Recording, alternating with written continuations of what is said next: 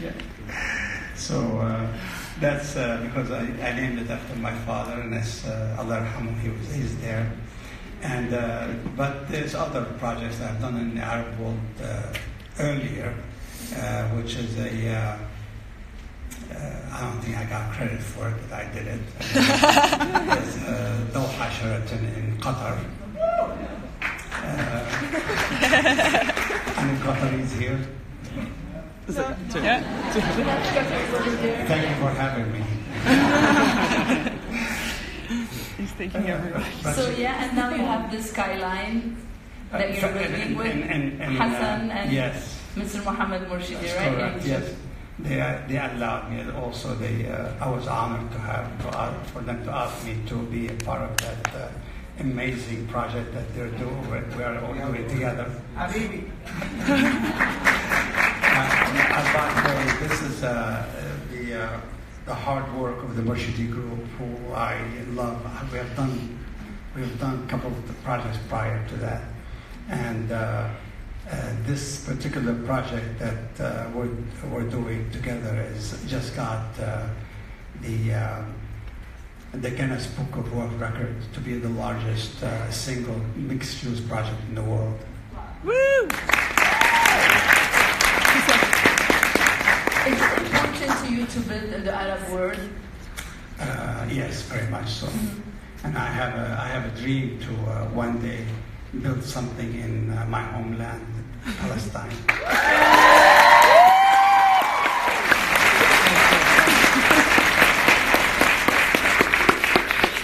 We are doing a project right now as well. We hopefully that will collaborate, which I pretty much everything I'm going to do, I'll be doing with these. Thank God they're here. And we're doing Project Casablanca in Morocco.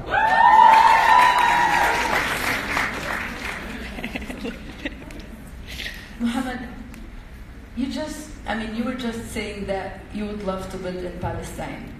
How do you answer people who say that you don't fight for your people or that you're not being Arab enough? I'm sure you've heard a lot of I hear a lot of these things. I hear a lot of things. I hear a lot of things about my kids as well.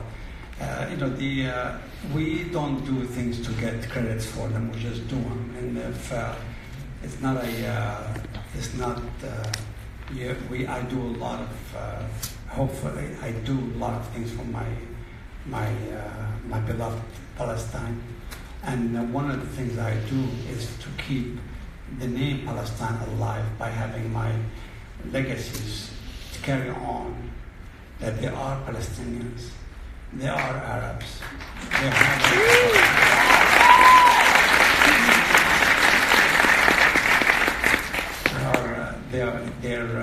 they are the way they are because they have amazing moms. So I was lucky to have two mothers that were wonderful, and they kept both cultures within our kids. So I was very glad to have these two ladies. And I know that you still have your Palestinians card of identity. I do. I carry a couple of things all the time. I don't know why. I don't know. Let me see if I can find. I have right here my little identity card when we arrived to Syria. Wow. Yeah. It's so small, but I can see it. And this is actually a card that I'm very, very proud of. It's Shaw University. It's a black university. Oh. That's kind of took me from this identity card and took me all over the place, and I got me the education I needed. So you can see how I found this I would say by accident, but it's not. I think it's all these things happen to us because there's destiny. It's all written. Yeah. What is the most precious advice advice given by your father to you, and that you pass it to your kids, and that you hope that your kids gonna pass it to your grandkids?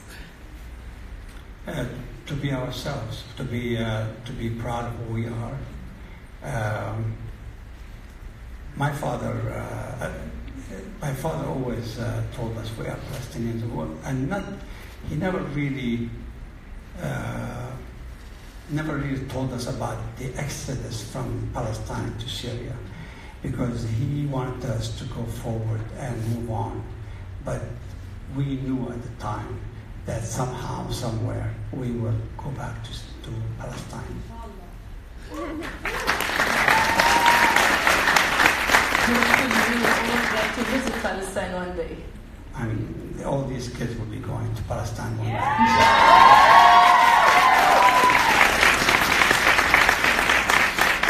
How and what did you teach your kids about Palestine and about their roots? I mean, we follow them on social media and we see they are so attached to their roots. They speak up. I mean, you know, they are so proud of being Palestinians. Yours and Anwar. So how did you do that? I think they have it in them, within them. They know they are Palestinians. They know that it's a rare plant. I try to explain to them that this is our culture is very rare these days, especially Palestinians are. I'm probably the last of the ones that were actually born in Palestine, the old Palestine. So I try to teach them to keep it alive. They must stay to say Palestinians, and for their kids to say Palestinians, so Palestine will stay alive.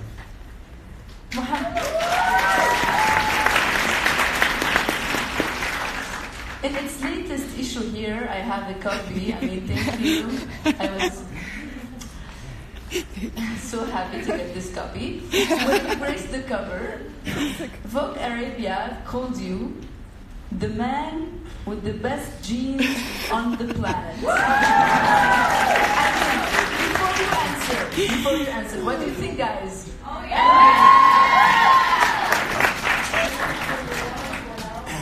I want to say that I was not, there was other part, I didn't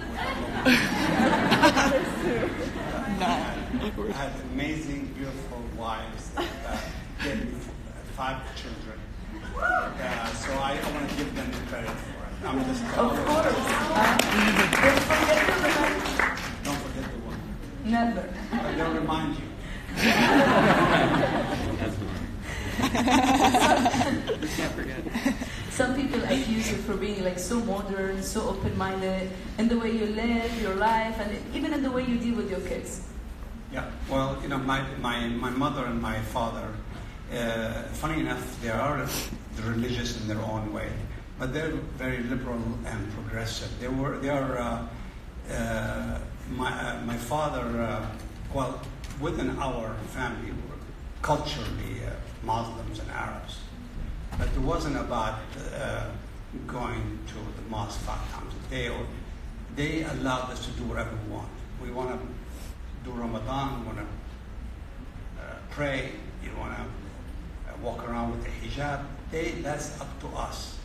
But they let us pretty much do whatever we want. And I think all my sisters and brothers came out to be all right. And then I took on that idea to my kids. I let them, we give them very strong wings, their moms and I, and we let them land wherever they want. And I think they came out all well.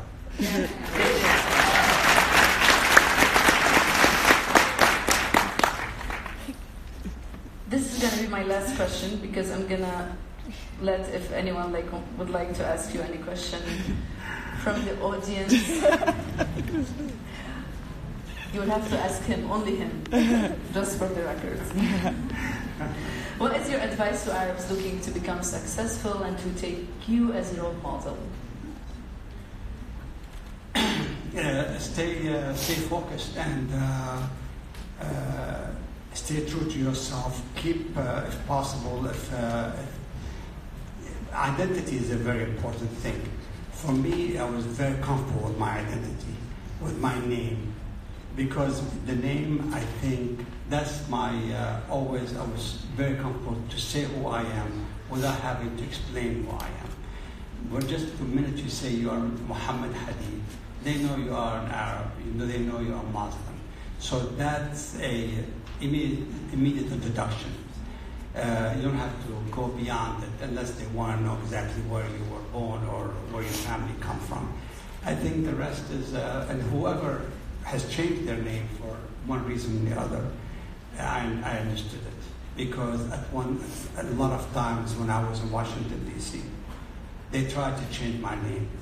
I had a very, very beautiful man, friend of mine, who loved me for who I am. But every time he introduced me to his family, he tried to change my name. You are Mo, Michael, whatever.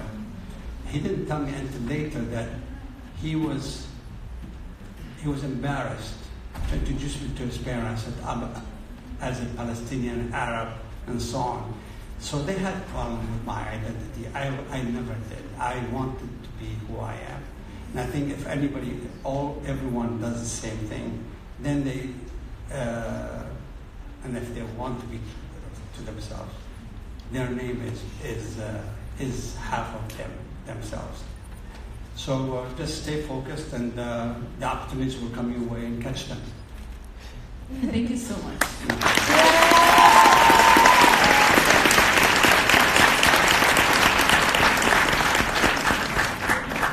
So we have 4 questions. But before I do that, I'm going to introduce to you immediately after my friend. Yeah, we didn't finish my yet. partner. I know. Yeah. But I just want to make sure that I want. Yeah, you're going to introduce him. Yes. Yeah. We didn't finish yet. Don't let him go. No one leaves. We didn't finish yet. Yeah. So we only have space for 4 questions only. Okay, I'll let Anwar choose the first one. You choose him. Well, Anwar, you choose the first one. Come on. Pick one. Right here. Come on. Yeah, come on. Let's go. Come on. That's it. There's one thing. So we're gonna take. No, there's one because I saw him. And he said, "I want to have the first question." I'm gonna let him. Oh, wait. Pick someone. Oh, sorry. Who was it first? Okay, I'm really nervous right now, even though... Where are you? Are you looking for Mahi still? It's right here. Daddy. Right here. Oh, okay. Yes, sir. Yes. Stand up. She's right here. She's not see? Okay. Shout out to Anwar for choosing me. Thank you very much. My name is Isra Shakir, and I'm a civil rights activist.